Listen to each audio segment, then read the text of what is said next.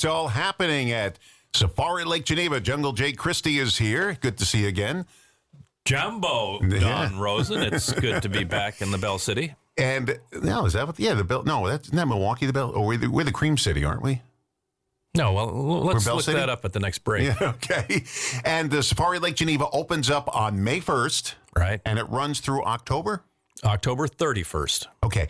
And if you don't know what Safari Lake Geneva is, it's a drive-through safari where you drive through with your car and the animals are all around you, much like if you were going to a safari in Africa. I remember the movie Hatari I saw with John Wayne when I was a kid.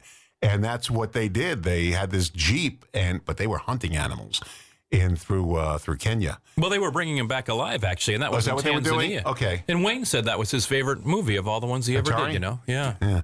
Okay, so describe it for people that don't know. First of all, it's just outside Lake Geneva, right? That's right. Yeah. Just southeast of downtown, less than a 10-minute drive.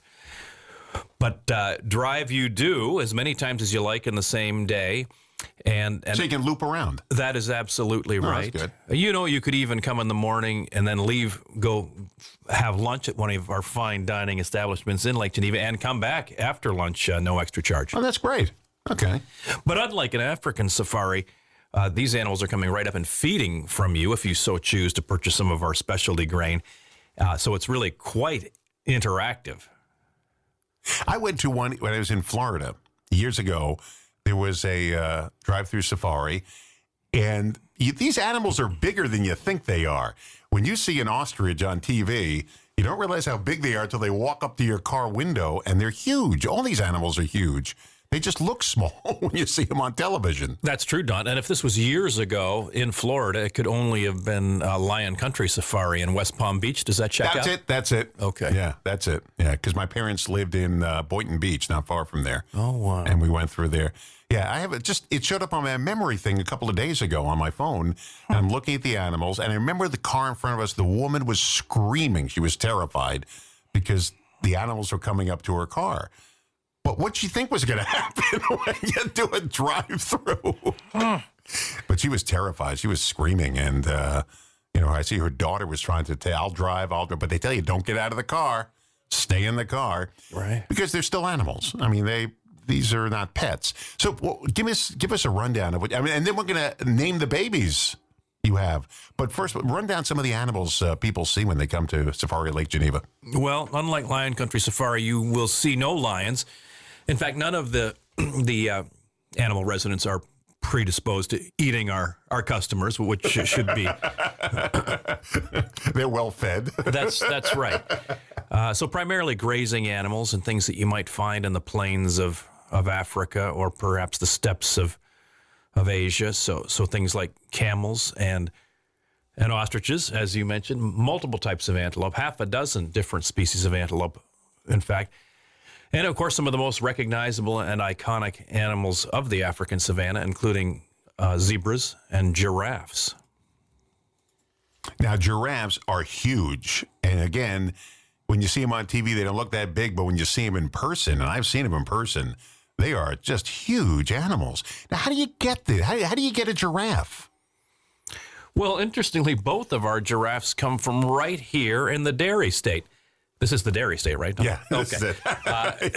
And they were born up in Monaco, actually, at the wildlife park up there. They're siblings, so full brothers.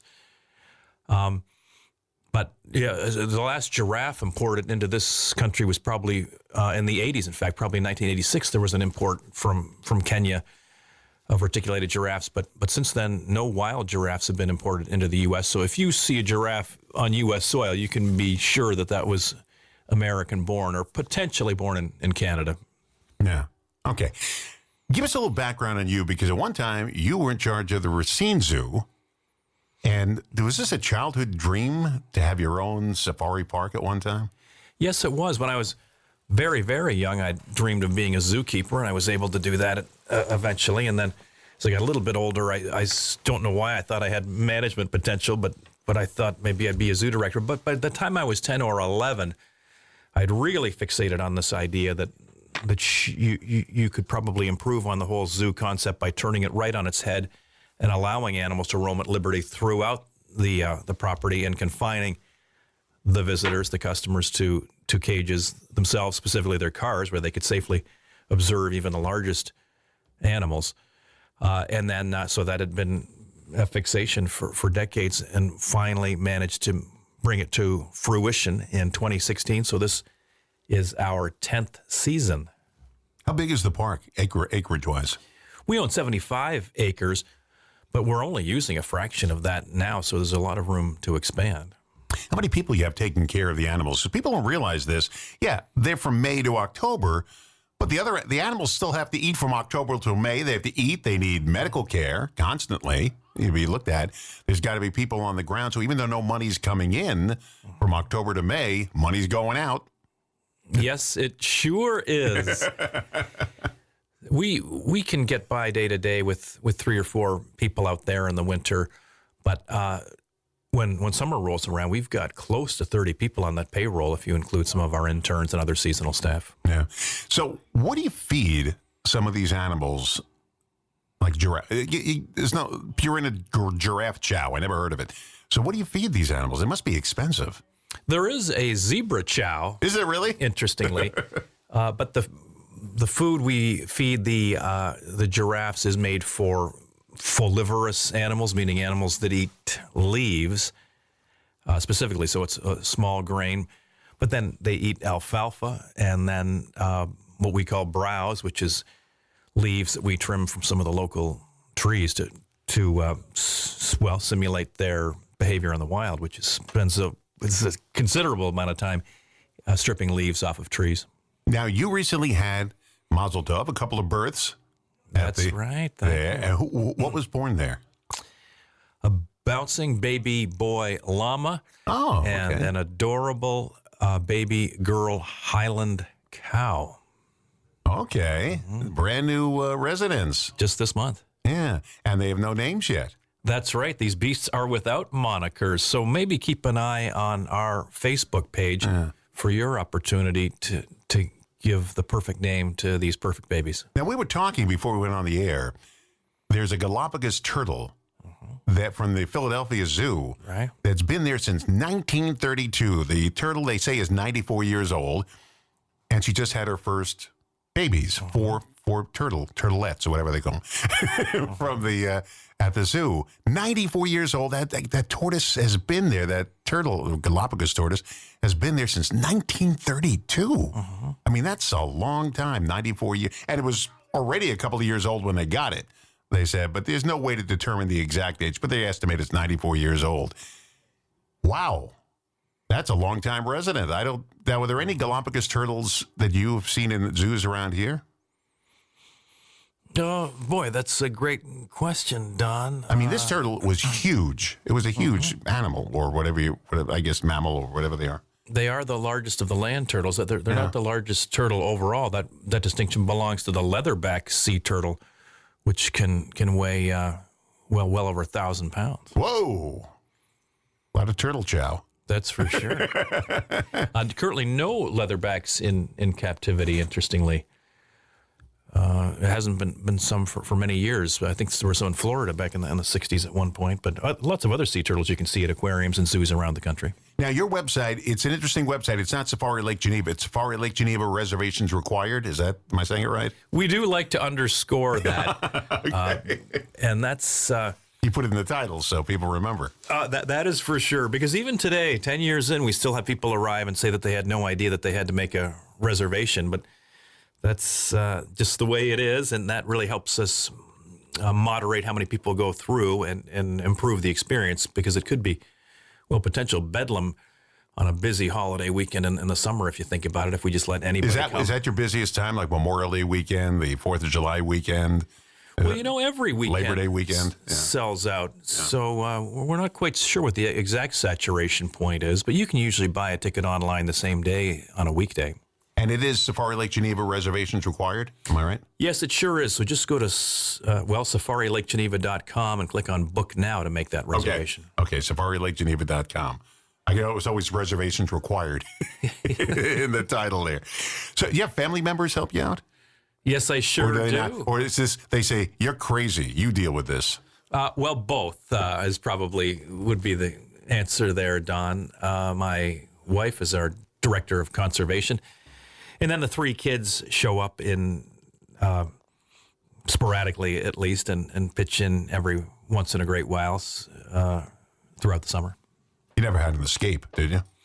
No, now that you mention it, that has not happened. The whole property is surrounded by not one 8-foot tall fence, but 2, and they're about 14 feet apart. And the reason for that is that, in theory, a wild white-tailed deer could jump in. Animals can come in, right? But they won't jump over 2 fences in a row if they're less than 16 feet apart. So that's how we settled on 14 feet apart. So we've never had a wild hoofed animal get in, nor have we had any of ours leave the property. Now, I do follow you on Facebook, and I notice sometimes you say it's raining or foggy today. Certain animals won't be out. Mm-hmm. They can't come out in the fog and the rain, or how does that work?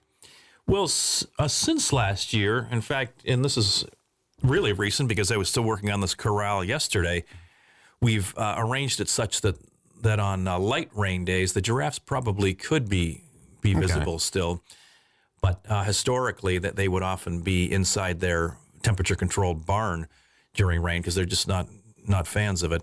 And if the feels-like temperature is under 45 degrees for their own well-being, we tend to keep them in as well. So we do our best to update the Facebook page and let people know if there's a good chance they won't see a giraffe. Now, you mentioned the temperature-controlled, so all winter you've got a high heating bill at that place, right? Not as high as you might think. Other than the giraffes and maybe the monkeys and a few others, it's a pretty hardy bunch, which doesn't mean that we don't have any heat for them. We sure do, but it's surprising how throughout the winter, even during the coldest days, you'll see these African and Asian animals meandering around outside. Sometimes even in the middle of the night, I'll observe them walking around in the snow. It's quite remarkable. But of course, they can go in and warm up whenever they want, and that's fine with us. We're not open anyway, so it doesn't matter to us whether they want to be inside or outside. Now, you said monkeys. That's right. Now, do they roam around the grounds during the drive-through? They're really they could jump on your car. They could jump in front of your car, and it might be dangerous. They can even climb that fence. That's right. Baboons and other monkeys like that are still found in drive-through safaris in Europe. Not so much in North America. There's still some in Ontario, I guess. But at any rate, ours are much smaller monkeys than that. And then a walk-through exhibit, which is perhaps even more unusual. In fact, other than the zoo in Phoenix, I'm hard-pressed to think of any place in the U.S. where you can actually walk inside an exhibit with squirrel monkeys. I got to ask you, by the way, I found out an interesting thing the other day. We found this YouTube video of somebody in England saying how we pronounce words different from theirs. And what was squirrel? They said, you say squirrel, like whirl, squirrel. Mm-hmm. We say squirrel because there were two R's in it, squirrels. So in England, they call them squirrels. We call them squirrels. Interesting. I know, it really was. So we have a neighbor pit bull that stays with us on Fridays, comes over the house, and she loves to chase squirrels. That's what we say right now. How did you start this? I mean, first you got to get the land, obviously. Right. How do you obtain these animals? They come from all over the world. Now, most of them are, I would assume, domesticated when you got them. How do you get them? Where do you find animals like this? You don't remember. Just about every. They've arrived at our door via just about every legal avenue, I would think, including a few rescues.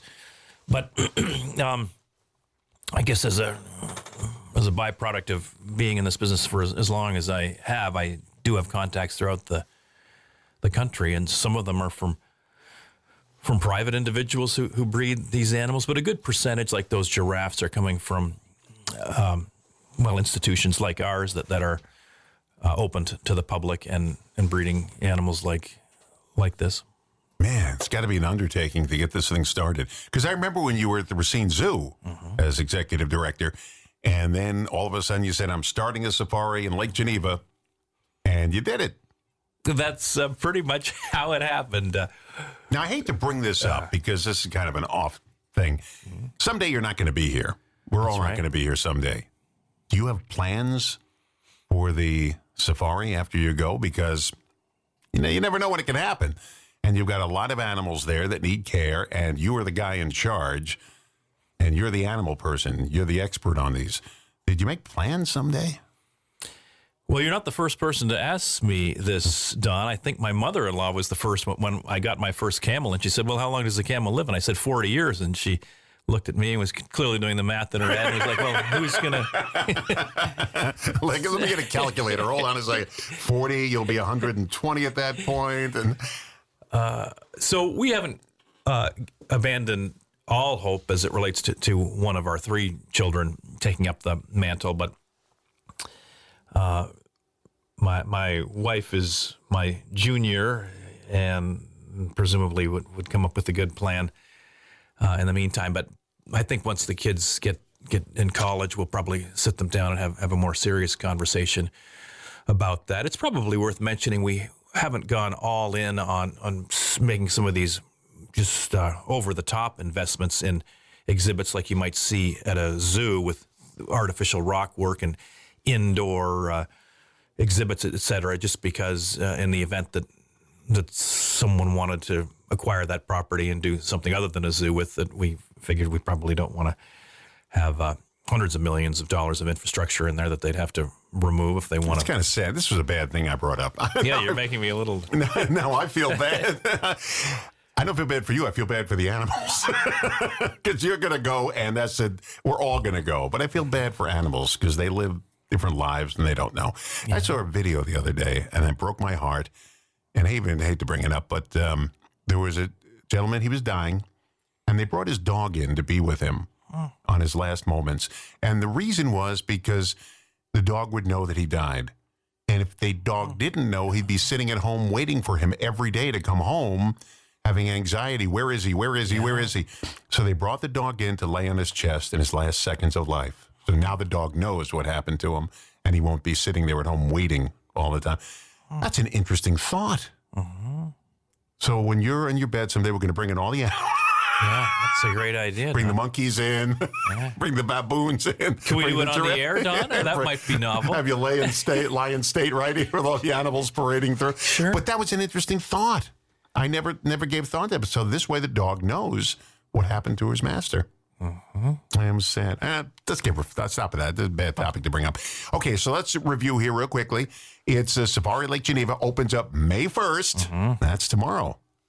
And then, yeah. Yes, it sure is. I don't think we gotta look at the date. Last time I checked, the first availability isn't until Saturday, in fact. Oh, so you can't even, okay. Yeah. And you get in by going to SafariLakeGeneva.com. Right. And you put in a reservation because you got to have those. Don't just show up. Get a reservation. And what are the prices to get in? Well, it depends on whether you're coming on a weekday or a weekend or a holiday. But if it were a weekend or a holiday, it would be $25.95 for an adult and $18.95 for a kid. And we're a weekday, just, $2 off of it. That's great. That's right. What a way and what memories, huh? Take all the pictures you get. And you said you can actually leave the park when you're done, come back later in the day, and they put a big claw mark on your hand so to show that you paid. You get one of the else to scratch your hand, and that shows that you've been there. SafariLakeGeneva.com, SafariLakeGeneva.com. Check it out now. Your Facebook page is just Safari Lake Geneva, reservations required? Safari Lake Geneva online reservations required. That is right. Okay, for Facebook. If you just put Safari Lake Geneva, it'll show up on Facebook. True. And you can follow them all season long, and that's pretty neat. And you got to see Jay when he comes in. Now, this is the way I would know you. You wear the khaki jacket, you got the hat, the jungle hat on, and where'd you get the name Jungle Jay? And who gave you that? I've been asked that before, and no one's been able to quite parse out or discover. It just goes back that far that I don't know if we could pinpoint the first time that I was.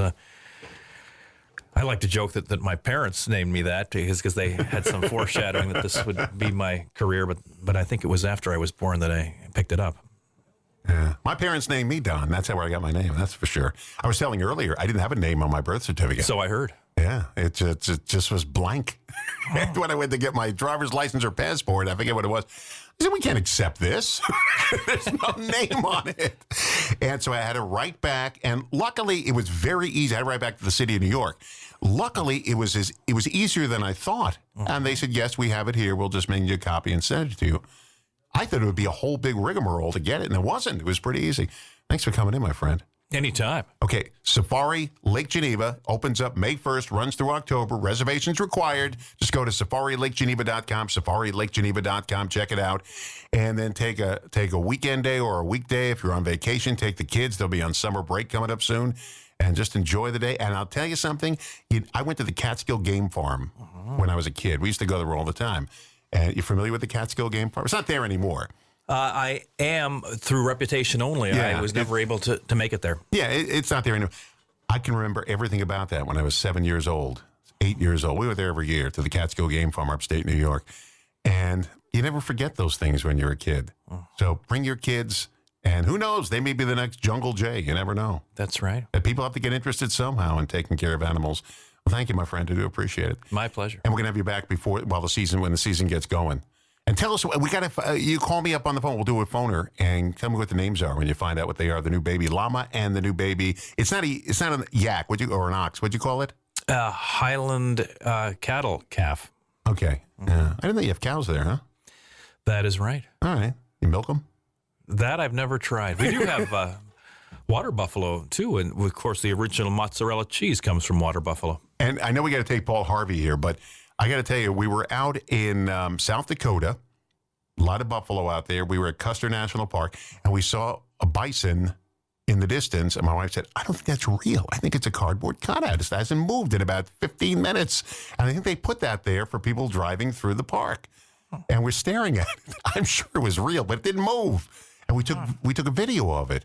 And she said, I think that's a cardboard cutout. Now, it obviously wasn't. They put a cardboard cutout there.